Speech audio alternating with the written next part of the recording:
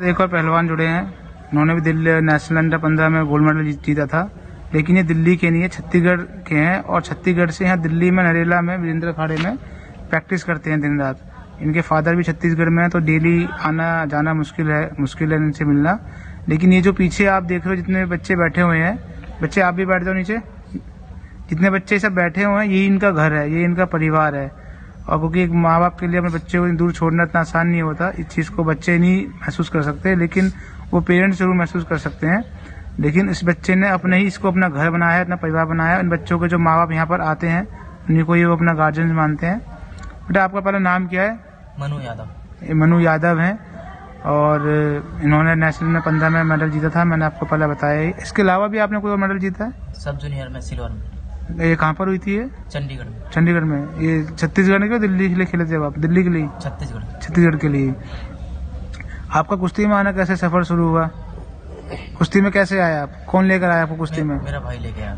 आपके बड़े भाई छोटे भाई हैं? बड़े भाई। क्या नाम है उनका? रामगोपाल यादव। तो यहीं पर ही हैं या फिर वहाँ पर हैं? छत्तीसगढ़ में। आपने चीज ध्यान दी होगी कि ये यादव जी हैं, यूपी चुनाव में यादव जी का वैसे माहौल खराब है वहाँ पर, तो इनके घर में भी जो लोगों के नाम है वो भी समाजवादी पार्टी से जुड़े हुए हैं, रामगोपाल यादव और यादव परिवार है। तो आपके घर में सब लोग कुश्ती से जुड़े हुए हैं या सिर्फ आप अकेले कुश्ती में इसमें हो? मेरा भाई पहले करता था कुश्ती। वो कहाँ खेलते थे? वही छत्तीसगढ़ में। तो अभी तक क्या मेडल उन्होंने कोई जीता है? नेशनल पार्टिसिपेट किया है। तो अभी आपको यहाँ पे कौन लेकर आया? आपके बड़े भाई लाए थे, फादर लेकर आए थे? बड़े भाई लेकर थे। तो फादर से या फिर घर वालों से मिलने में कितना टाइम लग जाता है? वो कितने महीने हो जाते हैं मिले हुए, या डेली आते हैं वो लोग मिलने? साल लग जाता है। तो कभी इस तरह से ऐसा माहौल हुआ है कि कमरे में जब आप सोते हो अकेले, उनको याद आती है, रोते हो, जो बाल बच्चों से अपने साथियों से आप नहीं बोल पाते, ऐसा कुछ होता है कभी? होता है। डेली इस तरह से चीजें होती हैं फिर कभी? तो कोई डिप्रेशन वगैरह में तो नहीं जाते हो आप?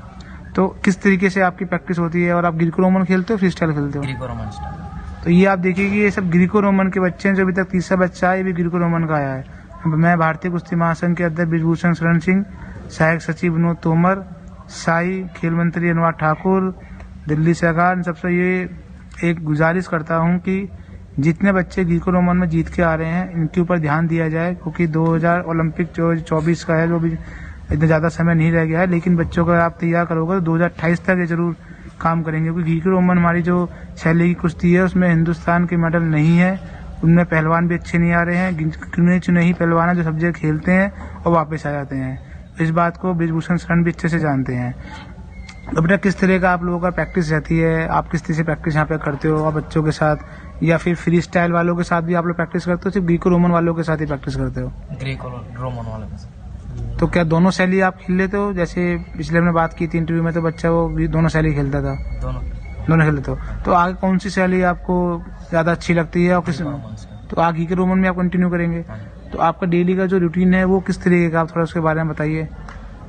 सुबह प्रैक्टिस 4:30 से 8:30 बजे तक और शाम का प्रैक्टिस 4 से 7 बजे।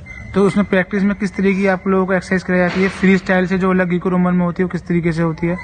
पहले तो वार्म अप कराते हैं जी, उसके बाद मेहनत कराते हैं। तो आपको जो ग्रीको रोमन कुश्ती होती है फ्री स्टाइल होती है, तो दोनों में आपको सबसे ज्यादा जब आप प्रैक्टिस वगैरह करते हो या कुश्ती लड़ते हो तो कभी मन नहीं हुआ कि यार मुझे फ्री स्टाइल ही कोई चुनना चाहिए? कोई फ्री स्टाइल में सबसे ज्यादा स्कोप भी माना जाता है कुश्ती शैली में, और उसमें सबसे ज्यादा मेडल भी आ रहे हैं।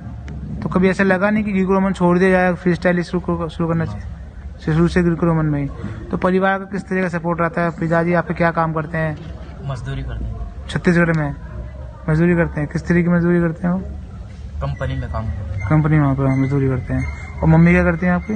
हाउसवाइफ। और पापा बड़े भैया पढ़ाई करते हैं। तो जो आपकी जैसे अभी और भी बच्चों ने बताया कि महीने, उनके फादर ने भी बताया कि 15 से 20 हज़ार या 25 हज़ार महीने खर्चा बैठता डाइट में, तो वो लोग फिर मजदूरी करते हैं, तो कैसे इतना आपको घर डाइट देते होंगे? कोच साहब भी सपोर्ट करते हैं।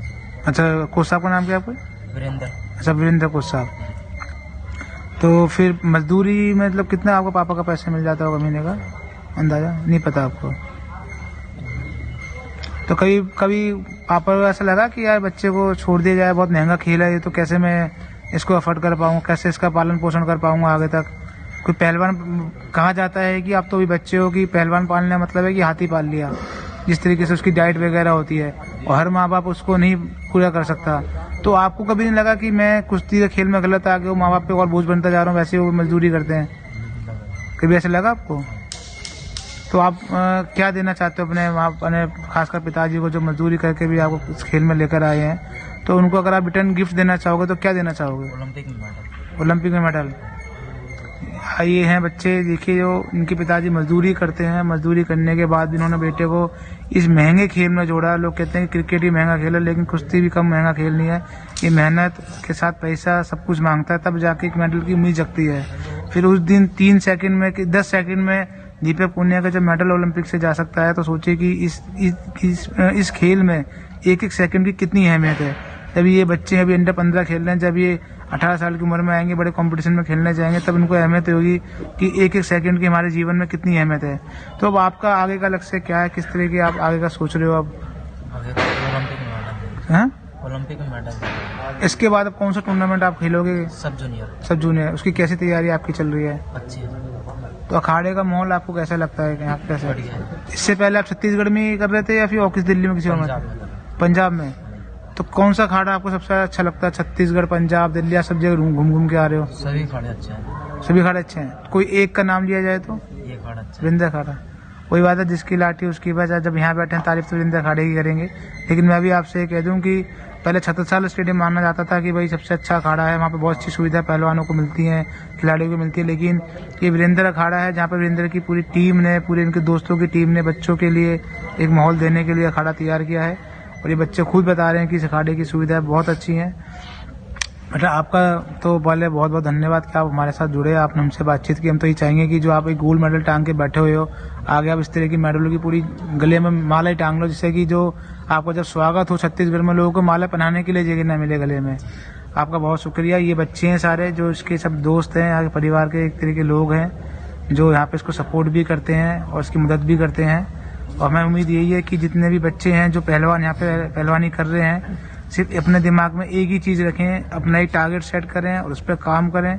जब आप टारगेट सेट करोगे, उस पर काम करोगे, तो आपको रिजल्ट भी अच्छा ही मिलेगा। बहुत धन्यवाद भाई।